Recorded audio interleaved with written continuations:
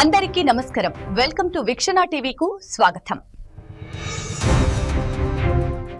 పెద్ద నాయకులు ఎవరు లేరు.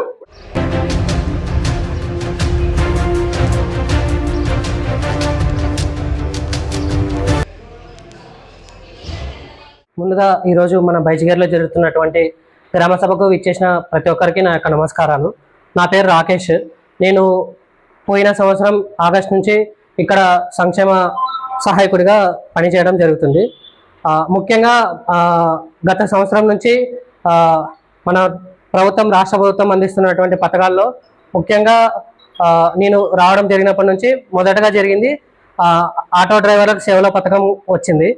ఆ సమయంలో వచ్చేసి మన బైచిగిరి గ్రామం నుంచి 33 మంది దాకా లబ్ధిదారులను గుర్తించి వారికి ఆర్థిక సహాయం అందజేయడం జరిగింది. అదేవిధంగా తర్వాత వచ్చేసి మన ఎన్టీఆర్ భరోసా పెన్షన్ పథకంలో భాగంగా భర్త చనిపోయిన భార్యలకు పెన్షన్ వస్తున్నటువంటి భర్త చనిపోయిన వాళ్ళ భార్యలకు వితంతు పెన్షన్ కింద ఇప్పటి వరకు మనం ఒక 7 పెన్షన్లు మంజూరు చేయడం జరిగింది. ఇంకొక 2 పెన్షన్లు కూడా అప్లికేషన్ పెట్టాము. అవి కూడా త్వరలోనే వస్తాయి. నా తరపు నుంచి ప్రస్తుతం అందుతున్న సంక్షేమ పథకాలకు సంబంధించిన వివరాలు ఇవి. ముందుగా వస్తున్న పథకాలు కూడా ఏ విధమైనటువంటి ఏమన్నా విషయాలు తెలిస్తే కూడా నేను మన గ్రామ గ్రూప్లో నందు పోస్ట్ చేయడం జరుగుతుంది. కేవలం ఓన్లీ పెన్షన్ తీసుకున్నటువంటి భర్త చనిపోతే ఆయన పెన్షన్ని భార్యకి బదిలీ చేయడం వరకే జరుగుతుంది ఆప్షన్. అది కూడా త్వరలోనే ఇస్తామని చెప్తున్నారు. బట్ కన్ఫర్మ్ డేట్ అయితే తెలియదు. భార్యకి ఆప్షన్ ఎడిషన్ ఉండే ఇంజనీర్ అప్లై చేసుకునేదానికి ఆప్షన్ ఎడిషన్ ఉండే ఎవరికి లేదన్నట్ల ఏది ఎవరికైతే ఎలిజిబిలిటీ ఉంటుందో వాళ్ళందరినీ మీరు గుర్తించి తర్వాత గవర్నమెంట్ ఉంటారు. మీరు ఆప్షన్ ఎక్కించేది మాత్రం ఎలిజిబిలిటీ లేని వాళ్ళందరూ ఖచ్చితంగా లబ్ధిదారులు ఉన్నట్టు వాళ్ళందరినీ అప్లై చేస్తారు. ఎక్కించేది ఎక్కండి. ఎందుకంటే కొన్ని ఇన్నే మాకు వచ్చినవి నిన్నే ఆన్లైన్ లో పెడతామనేది పెట్టద్దండి. ఏది ఎవరుకుంటారో కరెక్ట్ వాళ్ళ ఆధార్ కార్డు చూసి మొత్తం అందరూ ఎక్కియండి. అది ఇచ్చేది గవర్నమెంట్ ఇస్తారు. అది తర్వాత ఎన్ఎస్ఓ మండలానికి ఎన్ఎస్ఓ మీరు చేసే పని మీరు చేయండి సార్. Okay okay. ఆ పింఛన్ వచ్చే వాళ్ళకి కూడా అని చెప్పు. అవునవును, భర్తకు వస్తుంటది. భర్త పెన్షన్ అదే విషయం. పెన్షన్ తీసుకునే భర్త మరి అదే విషయం. కొంతమందికి వచ్చినది మరి. అవునవును. వాడు ఆ పిల్లోడు చచ్చిపోయారు.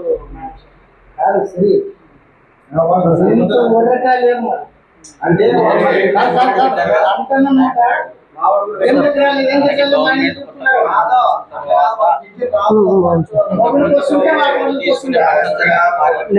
గవర్నమెంట్ ఒకటి పెట్టింది. ఏమన్నా పెట్టింది పింఛన్ వస్తుంది. భర్త చనిపోయే పింఛన్ తీసుకుంటున్నాడు కాబట్టి అదే నెలనే 15 రోజుల్లోనే వాళ్ళకి వర్తిస్తుంది. వాళ్ళ ఇంట్లో భర్తకి లేకోకుండా చనిపోయేటటువంటి పింఛన్ లేకోకుండా వాళ్ళకి రావాలంటే ఇది మనకు ఆన్లైన్ లో ఆప్షన్ వచ్చినప్పుడే అప్లై చేసుకోలేకపోతుంది. అది జీవో గవర్నమెంట్ ఇట్లా పెట్టింది. ఎందుకంటే ఆల్రెడీ పింఛన్ వస్తుంది కాబట్టి అదే పింఛనే వారికి వర్తిస్తారు అనమాట.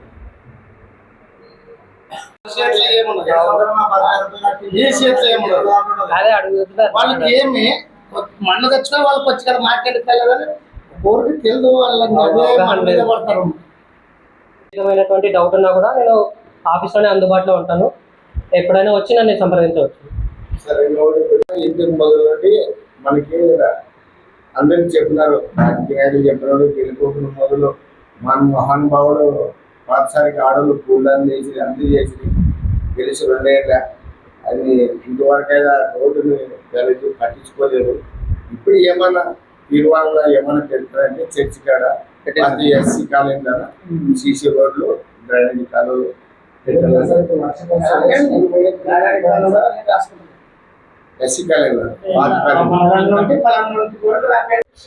ఎస్టిమేషన్ అయిపోయింది. దాన్ని నెక్స్ట్ వీక్ అట్లా మధ్యలో ఖచ్చితంగా దీనికి ఆల్రెడీ ఎస్టిమేషన్ అయిపోయింది. వేసేటట్లు ఉండదు. అంతా అయిపోయింది.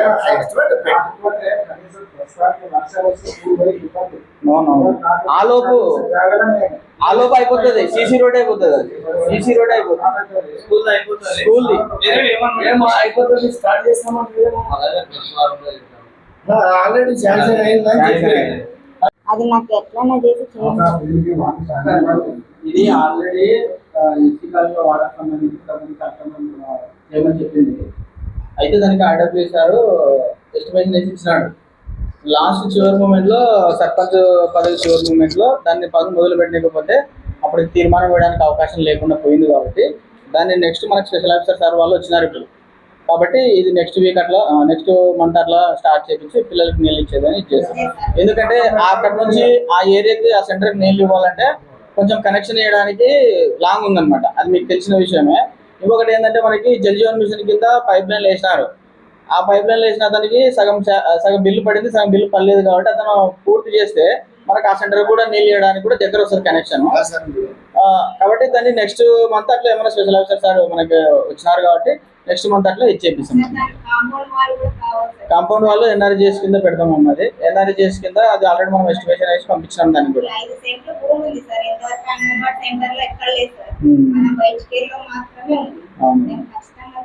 చేద్దాం లేమ్మా.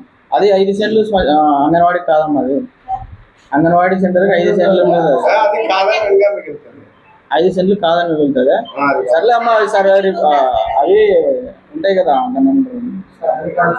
ప్లానింగ్ ఉంటుంది అమ్మా. దాన్ని బట్టి ఎవరికి ఏంటనేది మన గవర్నమెంట్ ఇన్స్టిట్యూషన్ కాబట్టి ఇబ్బంది ఏం లేదు.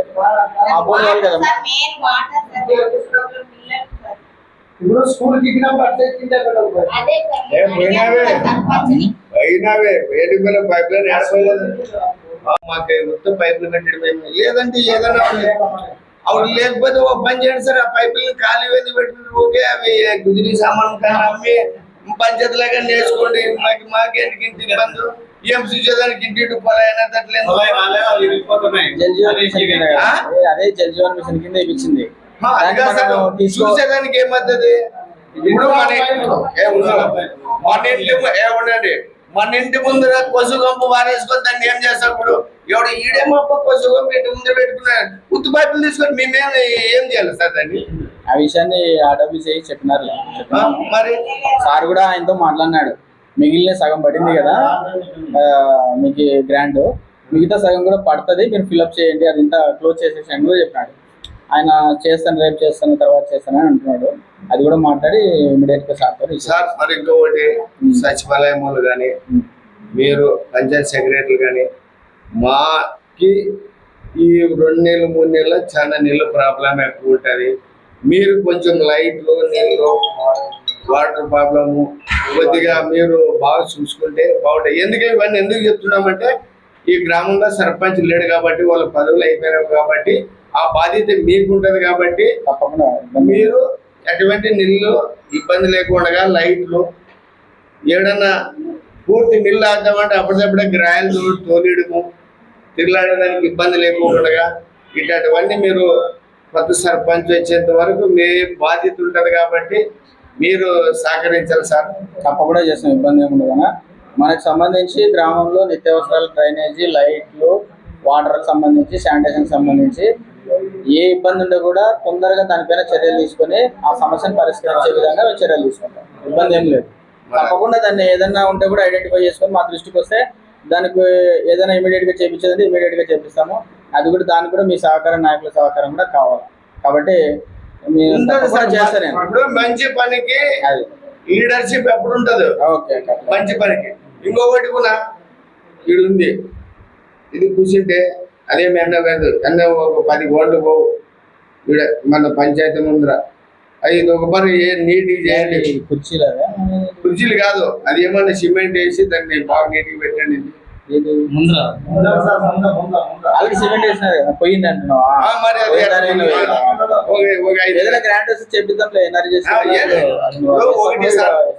ఇంకొకటి ఒక పంచాయత్ ఆఫీస్ అంటే ఎట్లుండదు, వస్తే నీట్గా ఉండాలి. కూడా పైల ఆఫీసర్లు వచ్చి, మండలం ప్రెసిడెంట్ వచ్చి, ఇంకోరు పై అధికారులు వస్తే ఇదేం పంచాయత్ ఆఫీస్ సచివాలయమా ఏమిటి అనేది మీరు రిమార్క్ లేకోకుండా మీరు చూసుకోండి. సరే, అట్లా ఇబ్బంది ఏం లేదు. అట్లా ఏదైనా ఉంటే కూడా ఇచ్చేస్తాం. జనాభా ఎంత?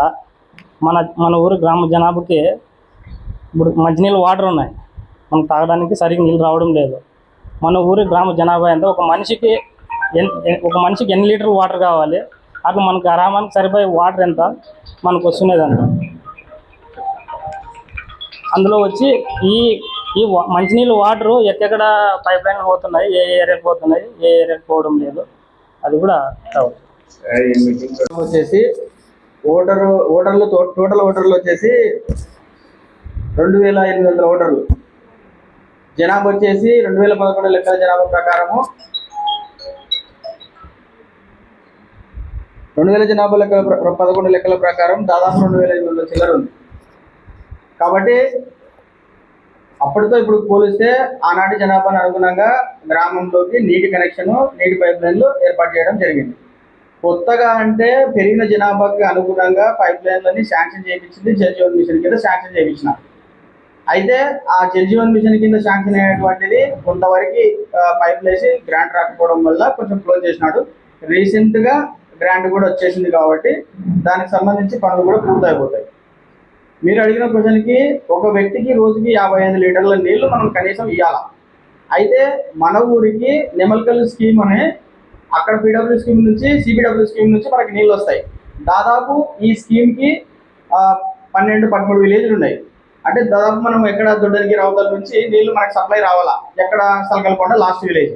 అయితే నీళ్ళు అనేటివి పైనుంచి మనం ఏదైనా ఫుల్ఫిల్గా మన ఊరికి కావాల్సిన నీళ్ళు వచ్చినప్పుడు తప్పకుండా గ్రామంలో ప్రతి ఒక్కరికి ఇచ్చే బాధ్యత మనది. ఆల్రెడీ ఈ విషయం మీద ఆర్డబ్ల్యూసిఈ సార్ కూడా దీని మీద మనకి ఇంకో సపరేట్ ఇక్కడ ఒక ఎస్ఎస్ ట్యాంక్ చేయించడానికి దీని మీద ఈ లోకల్గా ఉండే ఏరియా పైన అంటే ఈ బైచిగేరి, సలకలకొండ, ఈ బసరకోడు ఈ ప్రాంతాలకు సపరేట్గా ఒక ఎస్ఎస్ ట్యాంక్ రూపంలో ఏర్పాటు చేయాలని చెప్పేసి వీటిపైన ఒకటి కూడా ప్రపోజల్ పంపించడం జరిగింది. అది త్వరలో అక్కడ నుంచి ఏమైనా శాంక్షన్ ఆర్డర్ వస్తే సార్ వాళ్ళు ఏర్పాటు చేయడానికి కూడా అవకాశం ఉంటుంది. దీంతో పాటు సిబిడబ్ల్యూ స్కీమ్తో పాటు మనకి మన విలేజ్కి 8 బోర్ల నీళ్లు యూజ్ చేస్తున్నాం. కాబట్టి 8 బోర్ల నీళ్లు అన్ని ఏరియాలకు కవర్ చేయడానికి పైప్ లైన్ సప్లై కనెక్షన్ కొన్ని ఏరియాలకు లేనందున అది జల్ జీవన్ మిషన్ కింద వేయించారు. అయితే ఆ జల్ జీవన్ మిషన్ కింద వేయించినటువంటి ఆ పైప్ లైన్ పూర్తి కాలేకపోవడం వల్ల దానికి కనెక్షన్ వేయడానికి మనకి ఇబ్బంది అవుతుంది. అది విషయము. ఇంకొకటి ఏంటంటే మనకి బోర్లు ఏదైనా ఇప్పుడు సమ్మర్ కాబట్టి కొంచెం భూగర్భ జలాలు లోపలికి ఎక్కిపోవడం వల్ల 1.5 ఇంచ్ వచ్చే నీళ్ళు ఇప్పుడు ఏమైపోతుంది అంటే 1 ఇంచ్ నీళ్ళు వస్తాయి. అంటే సఫిషియెంట్గా నీళ్లు కింద ఉన్నప్పుడు మనకి పైకి తీసుకోవడానికి అవకాశం లేకుండా వెళ్ళిపోతుంది. కాబట్టి దీన్ని దృష్టిలో ఉంచుకొని మనం కూడా ఏం చేయాలంటే నీళ్లు ఎక్కువగా వృధా చేయకుండా మనతో పాటు మన పక్కన ఉండే వాళ్ళకు కూడా చెప్పి మనం అవేర్నెస్ కలిగిస్తే నీళ్ళను కూడా మనం పొదుపుగా వాడుకోవడానికి వీలవుతుంది. అందరం నీళ్లు సఫిషియెంట్గా వాడుకోవడానికి కూడా బాగుంటుంది అనమాట. మనకు మంచినీళ్ళు తాగడానికి సిబిడబ్ల్యూ స్కీమ్ మనకు పైనుంచి రావడం జరుగుతుంది. అక్కడ ఎక్కువ నీళ్ళు వచ్చినాయంటే సప్లై పెట్టడానికైనా మనకేం ఇబ్బంది లేదు. అది మన చేతుల్లో లేదు. బయట నుంచి నీళ్ళు వస్తే ఖచ్చితంగా అందరికీ ప్రతి ఒక్కరికి నీళ్లు సఫిషియెంట్గా ఇవ్వడానికి మా వంతుగా మేము కృషి చేస్తాం. ఇప్పుడు నీళ్లు సప్లై పెట్టుకోవడానికి మనకి ఎన్ని ట్యాంకులు ఉన్నాయి సార్? ఎన్ని లీటర్లు ట్యాంకులు ఉన్నాయి సార్ మన గ్రామానికి? ఒకటి ఓహెచ్ఎస్ అన్నీ ఉంటాయి, 10 సమస్యలు ఉంటాయి. ఆ 10 సమస్యల్లో మనకి ఏవైతే అత్యవసరంగా ఏదో అవసరమవుతుందో అత్యవసరమైన దానికి మన దగ్గర ఉన్నటువంటి సఫిషియెంట్ అమౌంట్ని యూజ్ చేసుకొని మనం సమస్యలు పరిష్కరిస్తాం. అది నా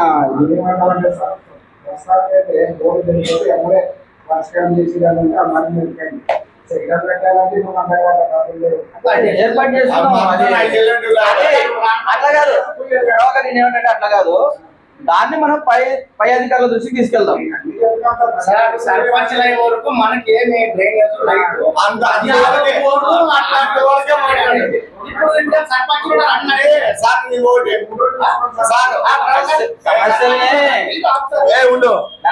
సమస్యల్ని చర్చించుకోవడం తప్పలేదులేండి. సర్పంచ్ ఉన్నా, ప్రత్యేక అధికారి ఉన్నా, ఎవరి పీరియడ్ అయినా కూడా ఫస్ట్ మనం సమస్యల్ని చర్చించుకుంటాం. ఎట్లా చేయాలా? ఈ 3 నెలలు మన మోడీ చెప్పేది ఇవి ఏముండదు. మనం గ్రామ సభ ఏంటి పెట్టుకునేది, నీళ్ళు ప్రాబ్లము, స్కూల్ పిల్లలని కానీ అంగన్వాడీ టీచర్లు కానీ అందరికి బయటకు వెళ్ళిపోకుండా అన్ని రకాల తాగనీళ్ళ సమస్య, డ్రైనేజ్ కాలువలు అవన్నీ ఇవన్నీ మనం మాట్లాడాలి. ఎవరు మాట్లాడాలా? రాజకీయ నాయకులు వచ్చింటారు చూడు, అప్పుడు అడగాల. ఇప్పుడు ఆ రోజు అడగాల. వాళ్ళైతే చేసే కళ అయితే చెప్పేది, వాళ్ళైతే చేసే ఆదోనికి బీసీలకు ఉన్నంత ఎక్కడ లేదు. చెప్పేది నువ్వు ఆదోళననే పెద్ద నాయకులు ఎవరు లేరు. అంత బీసీ నాయకులే ఉండేది. 2 ఎమ్మెల్సీలు ఉన్నారు, మున్సిపల్ 2 ఏళ్ల కింద నుండి ఇటువరకు జరిగింది. 2 ఎమ్మెల్సీలు, 1 ఎమ్మెల్యే, 1 మున్సిపల్ చైర్మన్, 1 మండలం ప్రెసిడెంట్, 1 జిల్లా అధ్యక్షుడు. వాళ్ళకి పల్లెటూర్లకి ఏం చేశారా? కనీసం నీళ్ళనే వద్దా? నీటి సమస్య గురించి చేత కదా వీళ్ళకి. ఏ ఊర్లో ఏముండదనే సున్నికి రాదా నాయకులకి? నీటి సమస్య గురించి ఏమో పట్టించుకోరా వీళ్ళు? ఎంత గోడాడుతున్నారు. వస్తుంటే కడువుల లైన్ ఎన్నో మాటలు వస్తున్నాం చూస్తున్నాం. బిందులు కడువు లైన్లు ఉన్నాయి. ఈ సమస్య ఏమి వాళ్ళకి ఏమన్నా ఇది కావాలన్నారా? ఏమన్నా పథకాలు ఏమన్నారా? లేదంటే ఏమన్నా మాకు సబ్సిడీ ఏమన్నారా? ఏమడిగినారు వాళ్ళు? కనీసం ఊళ్ళో నిల్లు లేకపోతే అట్లా రాజకీయ నాయకులు ఎవరైనా పెద్ద నాయకులు ఉన్నారా? 2 ఎమ్మెల్సీలు, 1 ఎమ్మెల్యే, ఈ 2 ఏళ్ళ వరకు చెప్పేది 2 ఏళ్ళు జరిగింది. 1 మున్సిపల్ చైర్మన్, 1 మండలం ప్రెసిడెంట్, 1 జిల్లా అధ్యక్షులు. ఒకటే క్యాస్టర్లే కదా. ఏం చేస్తారు? కనీసం నిల్లు నిచ్చదు కదా వీళ్ళకి ఈ 2 ఏళ్ళలోనా? ప్రజలకి బీసీలు అని చంద్రబాబు నాయుడు సార్ మొత్తుకుంటాడు. వీళ్ళు చేసేదేమో జోళ్ళకి.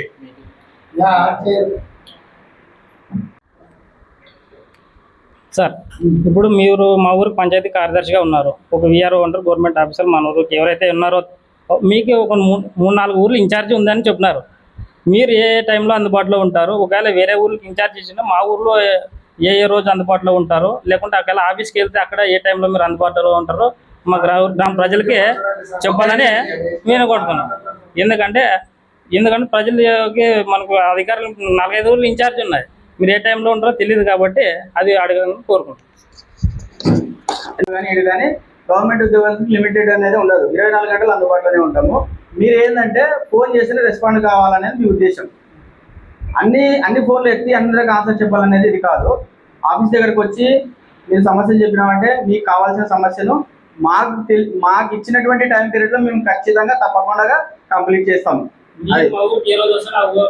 నేను డైలీ వస్తాను, ఊరికి డైలీ వస్తాను. నాకు ఎందుకంటే ఒక పని కాదు, నాకు మొత్తం విలేజ్ అభివృద్ధిలో కీలక పాత్ర పోషించే పాత్ర నాది కాబట్టి, నా పాత్ర అంటే కీలకం ఉండదు కాబట్టి నేను ఏ టైంలో వచ్చినా ఆఫీస్ టైంలో వస్తాను. ఆఫీస్ టైంలో కాకుండా మిగతా టైంలో కూడా వచ్చి గ్రామంలో ఉండే సమస్యలను ఖచ్చితంగా తెలుసుకొని వాటి పరిష్కరించుకోవడానికి ప్రయత్నం అంటూ చేస్తాం. అర్జీ ద్వారా ఇస్తేనే ఎక్కువ వాల్యూడ్ ఉంటుంది. అర్జీ ద్వారా ఇస్తేనే ఎక్కువ ఉంటుంది. ఎందుకంటే అర్జీ ద్వారా ఇచ్చినప్పుడు అకౌంటబిలిటీ ఉంటుంది. నోటి ద్వారా అంటే కొన్ని విషయాలు మనం ఎందుకంటే ఒకటే గ్రామ పంచాయతీ అయితే ఏదైనా చెప్పి అవునా గుర్తుంటుంది. దాంతోపాటు 2 మేజర్ గ్రామ పంచాయతీలు, ఇంకొక 2 మైనర్ గ్రామ పంచాయతీలు ఉన్నాయి కాబట్టి మీ మాదిరి నాయకులు చాలా మంది ఉంటారు కాబట్టి వాళ్ళు కూడా చెప్పారు కాబట్టి కొన్ని ఎసెన్షియల్గా అంటే అత్యవసర అవసరాలు ఉంటాయి.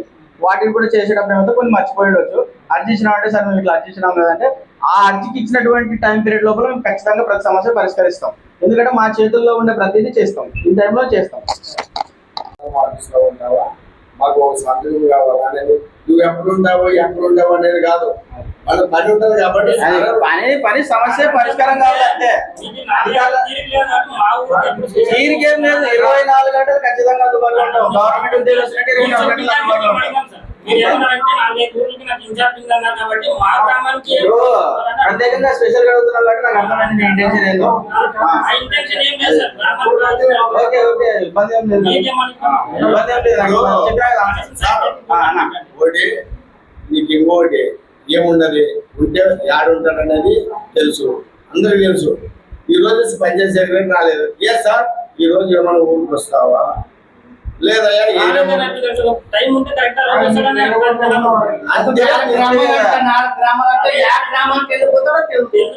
మనం ఫోన్ చేసి కనుక్కోవాలా. అతని సపరేట్ మనం ఉంటే అంటే సార్ ఇప్పుడు ఇందాక నువ్వు చెప్తు కదా స్పెషల్ గ్రాంట్ ఒక 80 అంటే సార్ నేను ఇంకో మాట చెప్తున్నా. అది ఖచ్చితంగా అది మాత్రం రూల్ ప్రకారం అంటే నువ్వు ఇప్పుడు తీసుకెళ్ళి ఈ రూల్ ప్రకారం అంటే నువ్వు ఒక బోర్డు రాయాలి. ఎట్లా 12 రోజు మీ ఊరు, 12 రోజు ఆ ఊరు, అంతవరకు 15 రోజులు నా వద్దకు రావద్దండి. 12 రోజులు మీరు చెప్పలేము. అడిగినట్టు స్పెసిఫిక్ టైం ఈ ఊరికి కేటాయిస్తామని చెప్పలేము. ఎందుకు అంటే 5 గంటలకు చెప్పిండా అతను పని పోయింటాడు. ఎప్పుడు పొద్దున పని 5 గంటలకు వస్తాడు. 5 గంటలకు ఒక రోజు రాడు. అతను ఏమవుతాడు, పొద్దున్నే 9:30కి వస్తాడు. నేను ఆఫీస్లో టైంలో లేకపోయినా ఇంటికాడ ఉన్న ఫోన్ చేస్తే ఇంటికాడికి వచ్చి ఏమయ్యా అంటే సరే ఇట్లా సంతకం కావాలంటే పెట్టిపోయిన రోజులు ఉన్నాయి. అంటే నేను స్పెసిఫిక్గా టైం చెప్పలేను అనమాట.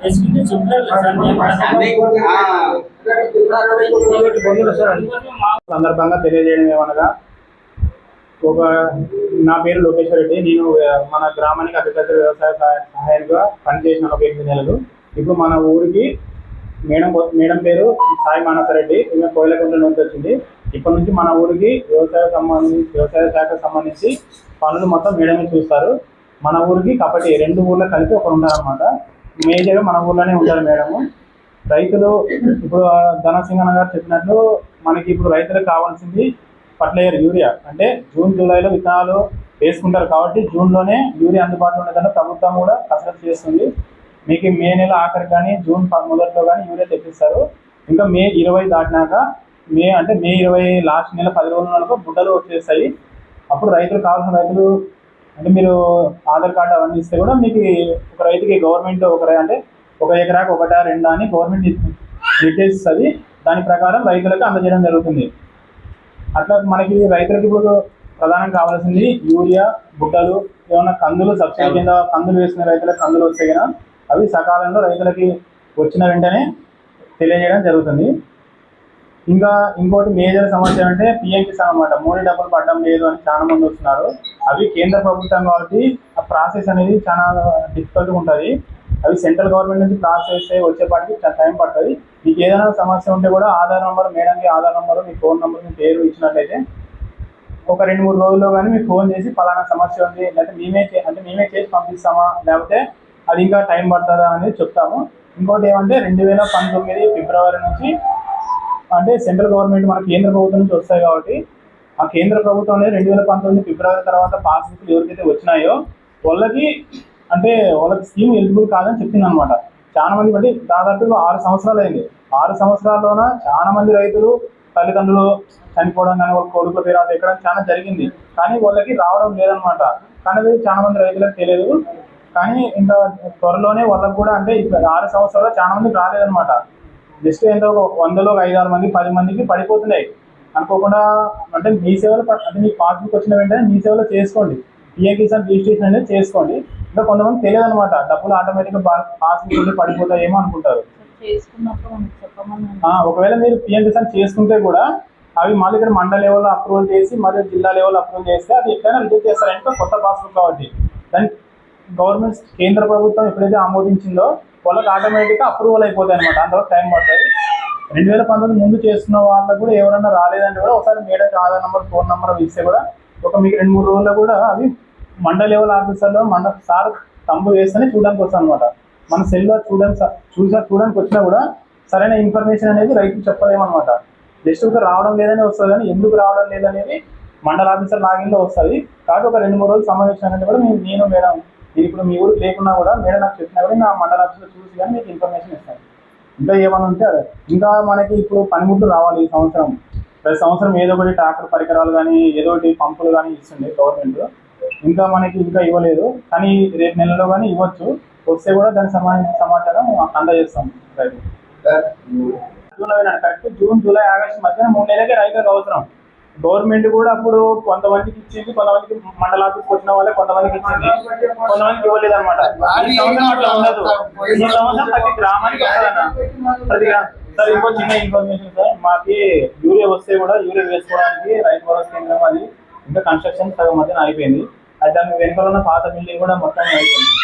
మాకు ఏమన్నా ఇక్కడే సచివాలయంలో అంటే ఆ రూమ్ ఏమైనా ఇస్తే కూడా యూరియా వేసుకోవడానికి మీరే పర్మిషన్ తీసుకున్నారు. మేడం కూడా అడిగింది, సార్ అడగాలి మేడం వస్తే కూడా. ఎన్ని సంచులు వస్తాయి? ఒక లారీ వస్తుంది సార్, 300 సంచులు. ఒక రోజు 2 రోజులు అయిపోతాయి. కానీ రైతుకి ఇప్పుడు గవర్నమెంట్ ఏం చేస్తుందంటే యూరియా కొరత తగ్గించాలి అంటే యూరియా సంచులు వాడకం బదులు మందు స్ప్రే అంటే బాటిల్ వస్తుంది అనమాట. కొన్ని రోజులు పోతే యూరియా కూడా దొరకదు. మీకు ఓన్లీ బాటిల్ రూపంలో సప్లై చేసినప్పుడు తప్పకుండా దాన్నే వాడతారు. ఇంకా లేనప్పుడు ఏం చేయలేరు కదా.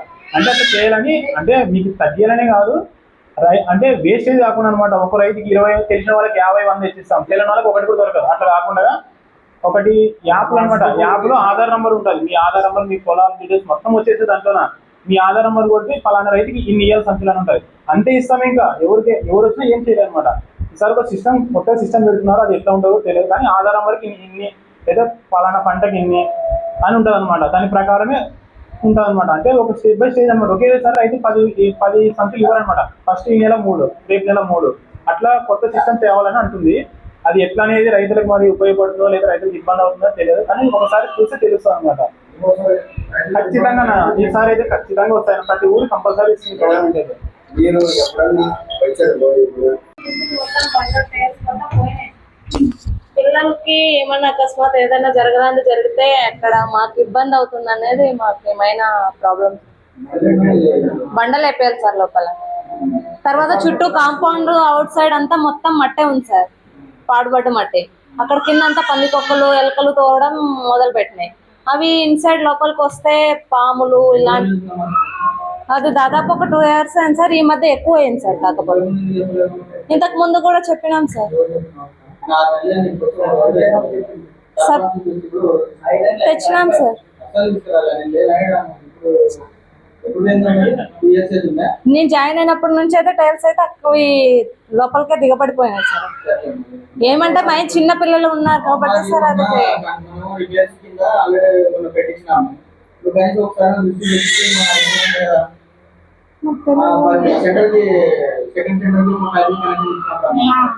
అది వాటర్ ప్రాబ్లం, వాటర్ కనెక్షన్ కోట అనుకోండి సార్ మేము ఉన్నాం.